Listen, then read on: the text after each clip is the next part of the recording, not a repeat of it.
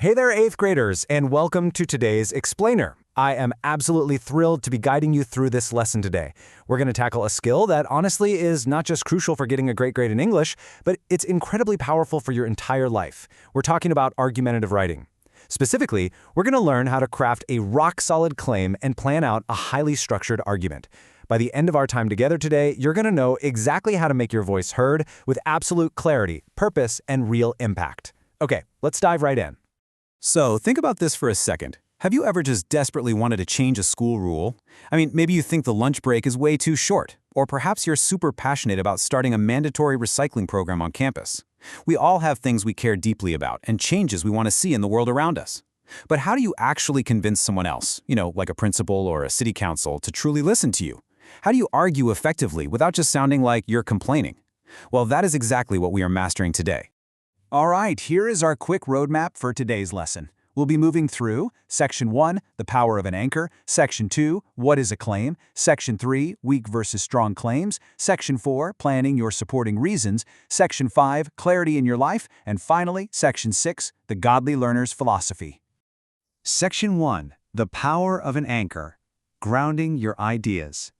Imagine a massive ship out on the open ocean. Without an anchor, that ship is completely at the mercy of the wind and the waves, right? It just drifts, it gets tossed around. It has literally zero direction. Well, an argumentative essay is exactly the same way. In writing, your claim is your anchor. It grounds your entire essay. Every single paragraph, every piece of evidence, every sentence you write has one job, and that is to support that anchor. Without a strong claim, your argument is going to feel completely scattered, and your reader will be totally lost. Section 2. What is a claim? Taking a stand. So the most crucial thing we need to do right now is to find what this anchor actually is. A claim is a clear, strong position or statement that you want your reader to agree with. And I really need you to hear this loud and clear. A claim is absolutely not just a topic. Let me give you a quick example. School uniforms is just a topic. It's an idea. It doesn't take a side. But saying school uniforms should be required in all middle schools, now that is a claim. It takes a firm stance. It shows exactly where you stand, and it practically invites a discussion.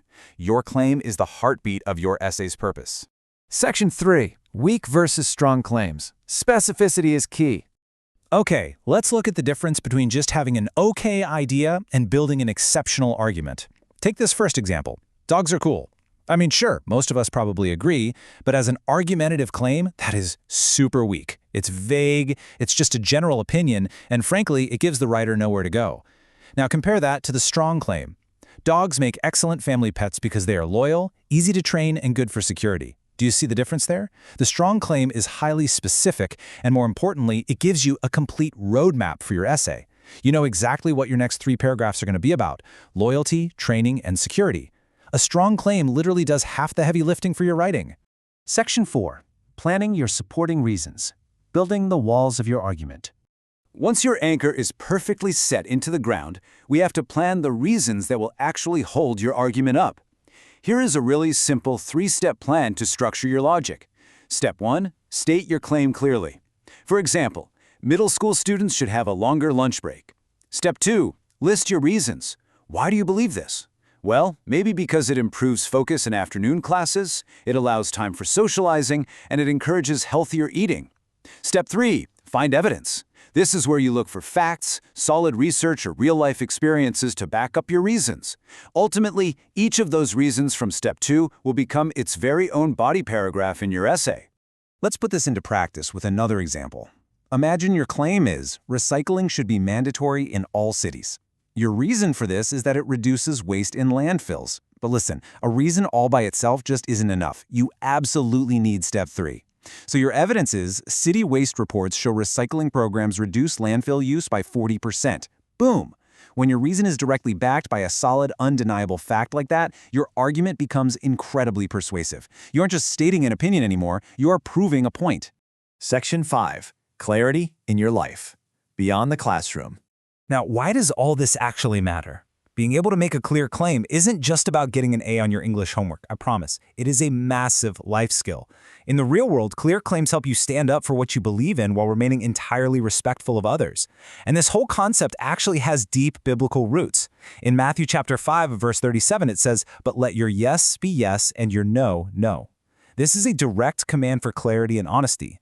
Biblical wisdom teaches us to communicate our positions clearly and truthfully. So when you write a strong, honest claim, you are actually practicing the kind of straightforward, truthful communication that God honors. Section 6. The Godly Learner's Philosophy. Education with Morality.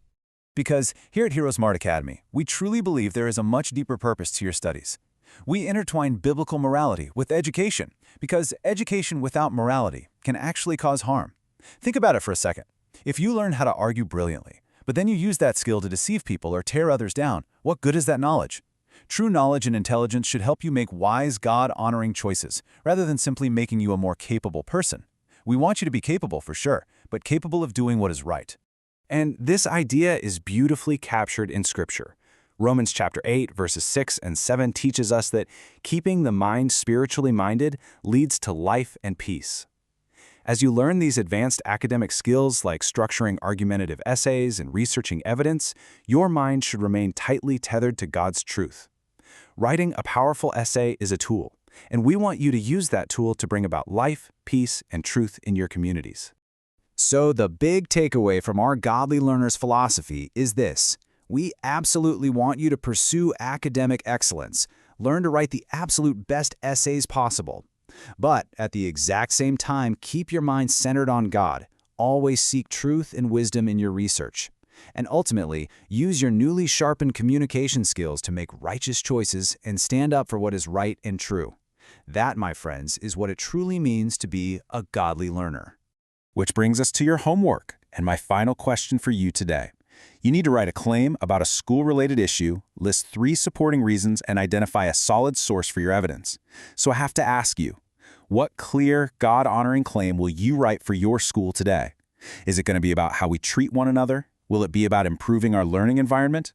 Take what you've learned today, the power of an anchor, the strength of specific reasons, and the biblical call to let your yes be yes, and go craft something incredible. I seriously cannot wait to read your arguments. Keep pursuing excellence, 8th graders, and I will see you in the next explainer.